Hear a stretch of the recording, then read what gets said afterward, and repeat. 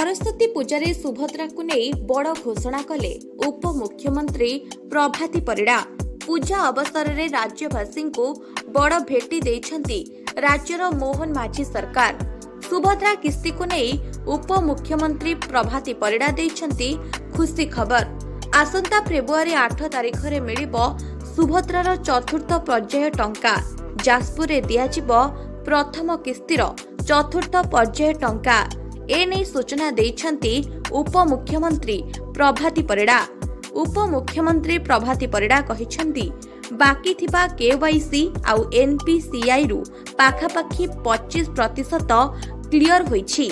आहुरी 2.5 lakh NPCI एवं KYC करबाकू बाकी अछि। तेबे जेउ माने एनपीसीआई क्लियर करिनाहांती एवं सेमानंकू बैंक रु फोन आसीछि सेमाने 8 तारिख पूर्वरु बैंक को जाई कराई नेबाकू अपील रखिछंती उपमुख्यमंत्री।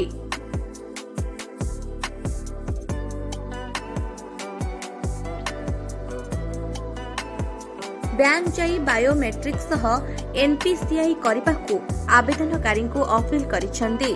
फेब्रुआरी 3 और 4 तारिख रे एनपीसीआई चेक करि परिबे। एथर 20 लाख हिताधिकारी पाइबे सुभद्रा टंका। जो माने एनपीसीआई करिनाहांती सेमाने समस्ते योग्य हिताधिकारी। सेमाने पारामीटर रे आसुछंती। केवल बैंक लिंक असुविधा अछि आउ सेमानंकू एनपीसीआई कराई नेबाकू अपील करिछंती उपमुख्यमंत्री। बैंक फेब्रुआरी 3 एवं 4 तारिख रे सुभद्रा हिताधिकारी स्वतंत्र ध्यान देब आउ सेई दिन एनपीसीआई कराई नेबाकू कहिछंती प्रभाती परिड़ा। सबुठारु अधिक NPCI state bank of India रे बाकी अछि। स्टेट बैंक रे अकाउंट थिबा हिताधिकारी माने स्टेट बैंक ब्रांच जाई कराई नेबाकू अपील करिछंती उपमुख्यमंत्री प्रभाती परिड़ा। जो माने फेब्रुआरी 8 रे न पाइबे सेमाने आवेदन कले सेमानंकू मार्च 2टी किस्ती रे सुभद्रा टंका देबे।